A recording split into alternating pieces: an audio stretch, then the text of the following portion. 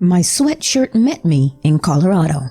Posted by space_Marvin. I was flying back home to Colorado from Massachusetts. During a layover or on the plane, I left my sweatshirt behind. It's my favorite sweatshirt, so it's got some wear and tear to it. I realized I lost it and chalked it up to stupidity. A few days later, I went to a thrift store and found my shirt. Tears and paint stains all in the right places. It had the smell of a burnt circuit, that smoky electrical smell. Obviously, I bought it back, but the chances of it following me and me going into that store are very slim. Update: I have experienced far weirder things. If anyone would help me write it, I'd appreciate it. Extra updates: it wasn't Goodwill. It was a homeless shelter. God's honest truth, didn't want to admit it at first. Police officer way out of place. Posted by Reacher 5880. The below glitch experience happened to me around 15 to 17 years ago when I was first dating my then girlfriend, now wife, and I was a new young driver. I think experience happened around the year 2004, 2005, and this has relevance. For the record, I wasn't under the influence of alcohol, any kind of drugs, legal or illegal, and wasn't under the weather or exhausted in case anyone suggests. I've never been a great timekeeper and was often late for things. This particular evening, I had to arrange to take my girlfriend to the cinema, but I got home from work a little late, and by the time I left home after getting ready myself, we didn't have long to get to the cinema before the film start time. I jumped into my car, a 92 Fiat Punto, which was extremely common in the UK at that time for young drivers, as they were cheap to insure, and put my foot down a little to try and claw back some time. I turned a corner a little fast onto the last straight road to my girlfriend's house, which was about 3/4 of a mile long, straight, housing one side and grass to the other and streetlights. To my surprise, the road was clear of traffic this evening, so I kept going a little faster than I should. I reached down to skip the track on the stereo and look back up, and I suddenly see halfway down the road a figure had appeared out of nowhere. The figure stood in the middle of the road, holding his hand out for me to stop. As I get closer, I noticed it was a police officer and thought, oh shit. I slowed my car and pulled over to the side of the road to a stop. I opened my window and the officer walks over to me and he asks me in a stern voice to exit the vehicle and come to the back of the car. I got out as instructed, and he starts asking me questions. Where I was going, where I was coming from, how long had I been driving, the usual. He then asks me about the excessive speed on this road, and I apologized and explained I was late picking up my girlfriend. Not that that was an excuse, and expected him to give me a ticket on the spot. This police officer then pulls out a small notepad and tiny pencil. He rolls through a number of pages with lots of notes I didn't catch, until he found a blank page. As his head was down looking at his pad, he asks me for my number plate. I read it out to him as he jotted it down, and once finished, he then looks up at the plate and asks why my number plate was yellow. I explained it came with the vehicle. Hold this thought. He then asks me what the make and model was. As mentioned above, it was a Fiat Punto, to which the police officer said, never heard of that model before, and he added it to his notebook. Also, hold this thought. He puts his notepad and pencil away in his jacket, and it's at this point I notice his uniform.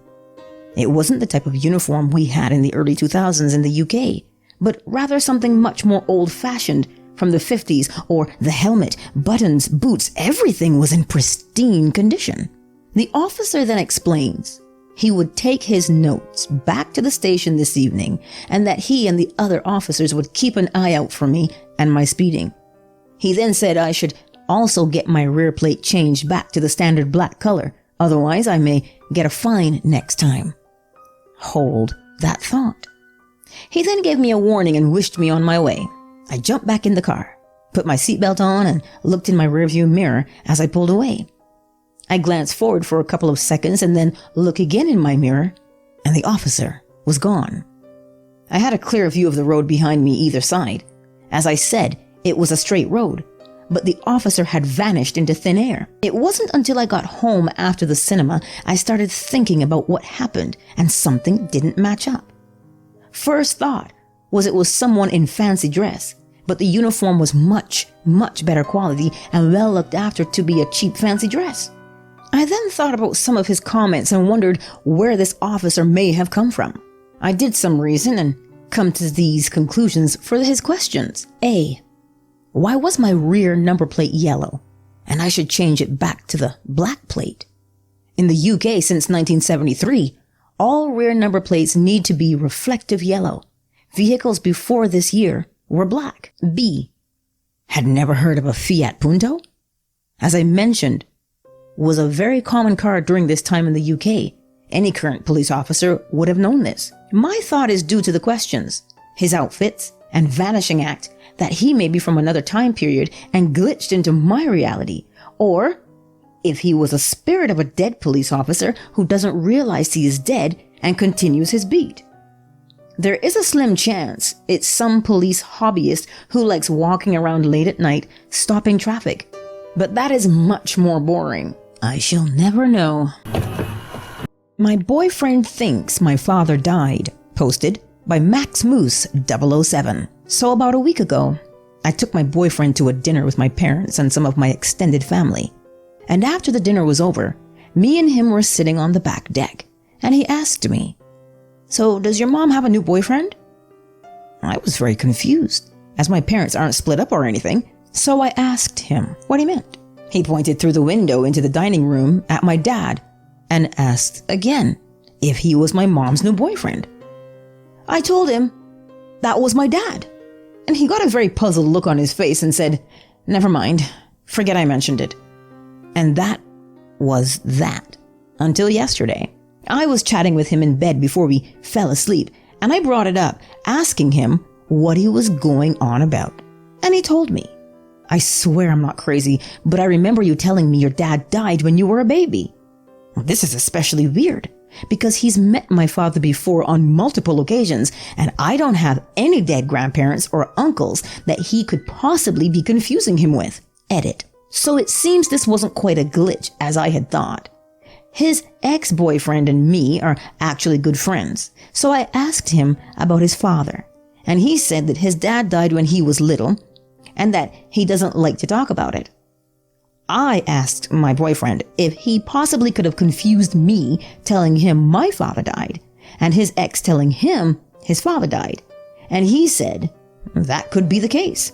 I still don't know how he could have forgotten my dad, considering he's met him before on several occasions. Maybe it was just a weird lapse in judgment, but I don't know. Still seems weird to me. Mother-in-law doubled.